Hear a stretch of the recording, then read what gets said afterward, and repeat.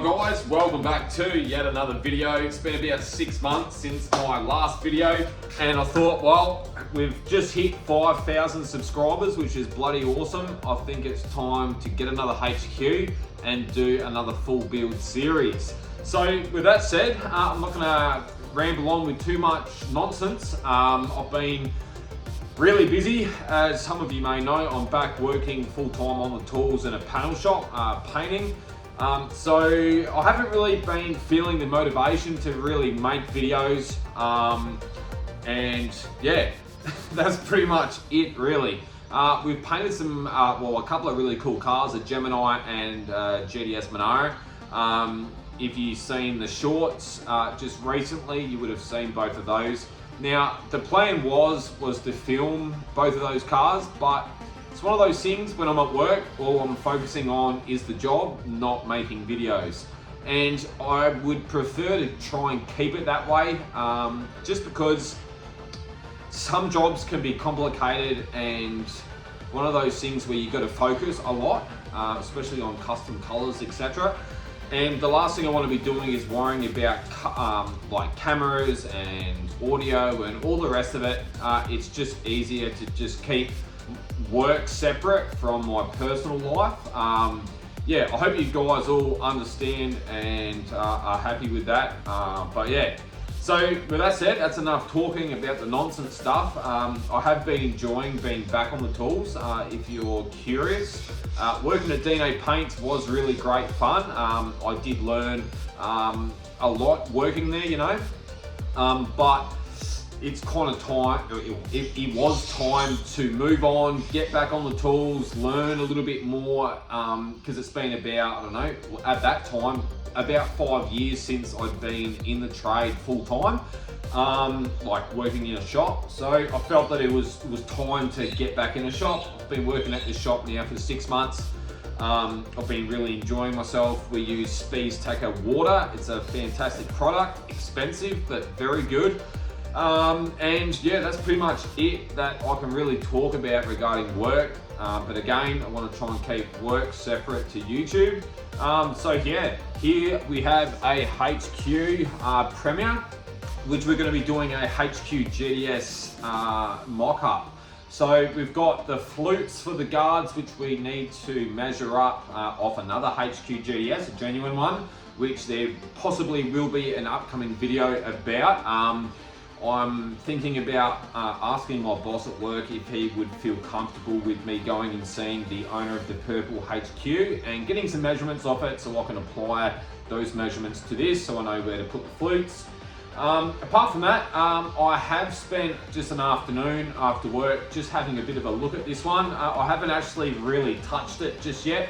I've really been waiting to pull the camera out and actually do a video and document it from start to finish. So I'll give you a quick little squiz at what I dug up, so to speak, the other night. Let's go. Alrighty, so as you can see, we've got these rare spares, like corner cow panels. We've got two, one for each side. So I thought I'd unpick the old one so you can see what kind of rust we were dealing with there. So it's a little bit up the top and on that corner. So I dug that up, really easy. The spot welds are really easy to see due to the whole car being sandblasted. I'll come back and give you a bit of a squeeze. Let me move this light out of the way. So yeah, as you can see, the whole car's been sandblasted, been put in a epoxy. We will be using all of DNA Custom Paints products on this car from start to finish. And yeah, so we'll be speaking a lot about the epoxy primer, why I chose the color that I did, but also the white high build primer and why I chose the white high build primer. But you guys will have to stay tuned for that future video because I will be actually tinting it red and explaining why we tint a primer. So we do have some pretty cool videos coming up on the HQ regarding obviously doing rush repairs, panel beating, and also the paintwork. So That's pretty much it. So getting back onto what we ended up finding. So we cut out that corner section. As you can see, we do have some pretty serious rust going on. Now, I was aware that there was a hole here, which was very visible when you look up underneath the dash. So I contacted the owner. So basically, in a nutshell, without wasting too much time, I knew there was a hole there. I cut it out because I wanted to see what kind of rust is around that hole, and I saw that. So I contacted the owner of the car and I said, look, to do your car properly, it's probably a really good idea to get the whole inner cow and outer cow skins, and I'll replace both of those skins.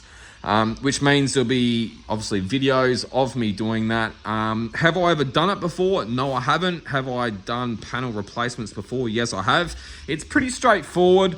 Yeah, it can be time consuming. Probably the biggest thing I find when doing panel replacements is taking measurements off a factory body and then replicating it again with aftermarket parts, which I'll pretty much run you through the way that I will be tackling it. But yeah, it should be pretty straightforward. I don't see anything that will really stand in our way regarding difficulty. But yeah, that's pretty much it. So just a bit of a skim over the car. The panels are probably, I don't know, in a scale of 1 to 10, 10 being perfectly straight, 1 being needing a lot of work. Majority of the panels are around probably between a 5 and an 8. Every panel will need some kind of filler work done on the car. I have time to panel beat a lot of the car up, so minimal body filler will be getting used, which is really good because in the past on the channel it's all been mainly just putting skims of filler over the car. And look, as much as I'm a firm believer of less filler is better, when the budgets don't allow for the time to work the metal before putting body filler on, you have to sometimes, when time is money, you kind of got to just use body filler. On this car, it's going to be a little bit different. We will be spending a fair bit of time on the body and getting it up to a really good standard before even putting body filler on. There will be body filler put on every panel, just not as much as what I've usually put on other cars. So I'll move this light. What we're going to be tackling in this video, guys, or like tonight, we're going to be making a start on it anyway. The time is 5:24. I've literally just got home from work and I thought I should get stuck in, make a bit of a video. So we will be tackling the lower quarter. So I don't know how much that light is affecting what you can see, but basically that lower, there we go, it's a bit better. You can see how badly damaged that is. And we've got a big rust hole down the bottom. Now, the owner has supplied a lower from Rare Spares. So we're going to be basically putting this on the car. Again, I've never really welded anything like this onto one of these chassis before. So it's going to be pretty new for me. I have done other cars like LX, 4-door, like Tiranas. I've done a seal panel and stuff like that. It should be pretty straightforward.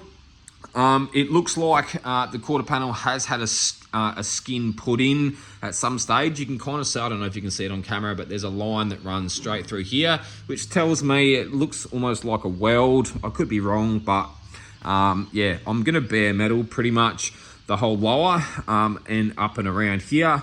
We're going to hammer and dolly a lot of that top section out. Obviously the skin only comes to pretty much here, so there's a lot of damage up the top which we are going to need to like manipulate to get fairly straight before we start doing filler repairs. Now there's a lot of like pin dents and stuff like that. As you can see, we've got a few little dents, like there's another one just here. Apart from that, look, the doors are pretty good on the outside. The outer skins are pretty decent. We do have some rust holes on the insides of the panels on some of them. I think that back door is actually pretty good, but the front door has 2 holes which need welding up, and there's some brush repairs that need doing. The 2 holes apparently is from when this car Before I got sandblasted, it had a central locking kit put in the car, and that's what these two holes are down in here for the wiring and stuff. In regards to the firewall, I thought I'd just give you a quick little skim over what we're going to be doing. Not going to go into too much detail about stuff, but I've been asked if I can fill in the heater box holes. Now, I've got two ways or two ideas of how I'm going to tackle it. The first one is nice and easy, and that's just to make a panel and weld it in for the hole and the rectangle hole. The other way is to cut the outer skin and put a big flat piece of steel in there. I'm still waiting to hear back from the owner which way he wants me to go. Obviously, one way is a lot longer than the other, but yeah, I'll keep you guys updated as much as I know. So just moving around, so same kind of thing here as the other side. It's a bit hard to see on this side due to lighting, but yeah, these outer skins are pretty good. The dog leg needs some brush repairs. That wheel arch, as you can see, same down in that corner down there. It's got a rust hole down there as well. So that's pretty much it. The boot skin looks to be pretty decent. So if you're curious about what color schemes and stuff like that, this body will be going a solid red on the outside, and it's going to have orange GTS stripes put over the boot and the bonnet. The bonnet is a fiberglass 4-inch reverse cow. I'll put a picture up on the screen of roughly what the car is going to look like when it's all done. So anyway, that's enough talking. I've been talking for 8 minutes now. So let's start taking some measurements, and we'll cut that lower off the quarter panel, hopefully tonight. And yeah, we better get into it.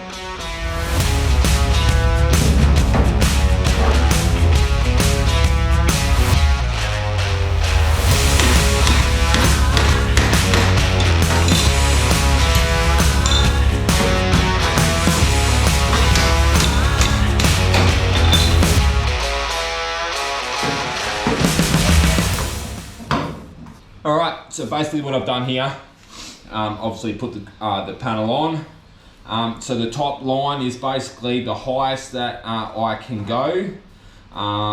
You don't really want to be making a cut right up the top. What I like to do when doing panel replacements is basically go probably, I don't know, an inch lower than I need to. Then I can always make a second cut afterwards. There's nothing worse than cutting too much material out and then you're scratching your head on how to fill a hole up. It always pays to measure a couple of times before you make a cut, obviously. So I want to try and come down a little bit. I did bang that outer skin out just so I can wrap it around the back panel of the car. It feels pretty tight underneath, like the skins are touching.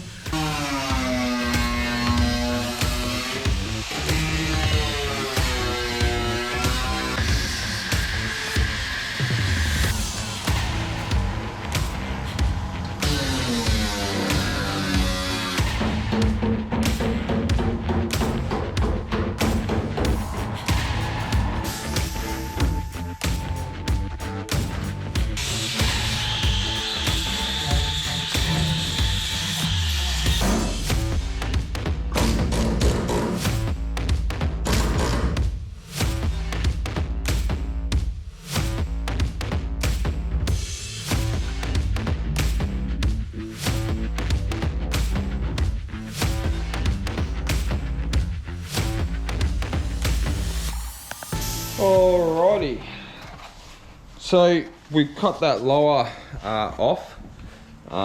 So now I've got to basically shape up the skin so we can get the right shape to suit what we've cut out. So we've obviously allowed ourselves a good, probably, I don't know, 50 mil on that skin.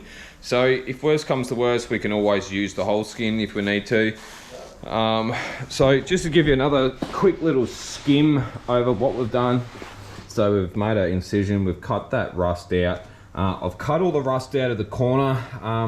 You would have seen that I used my roll lock and I just tidied up some of that metal which had a bit of surface rust on it, just to see if I could bring it up to good steel, and I have. So I'm pretty happy with that. speaking about steel and stuff, I actually went to a fabrication place here in town, and I got myself some panel steel, but I would say that is 1 mil.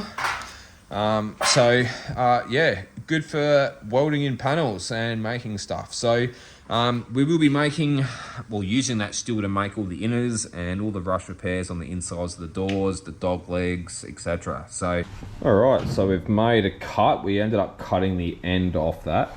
And it's probably a good thing that we didn't go and use the end anyway. Sorry, this is really like hard to film and do this all at the same time. I don't really want to put another cut in because I don't want to generate too much heat on the panel. I know you're probably thinking, well, what would it matter if the panel's bloody mangled anyway? But if we can keep a lot of the heat out of the panel, it can save a lot of hassles later. So I'd rather do all the cutting and heat generation on this piece instead. So it's actually really hard to try and hold a camera and show you at the same time. So I'll leave the camera there. So in a nutshell, as you can see, we've need to get a hammer and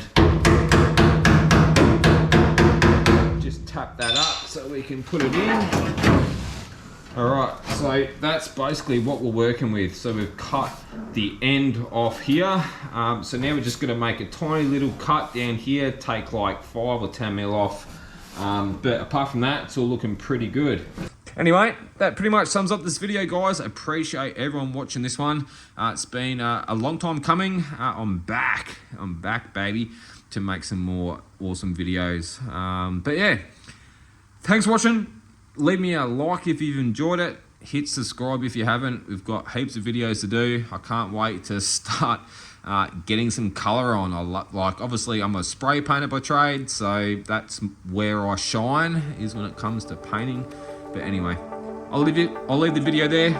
See you next time. Cheers.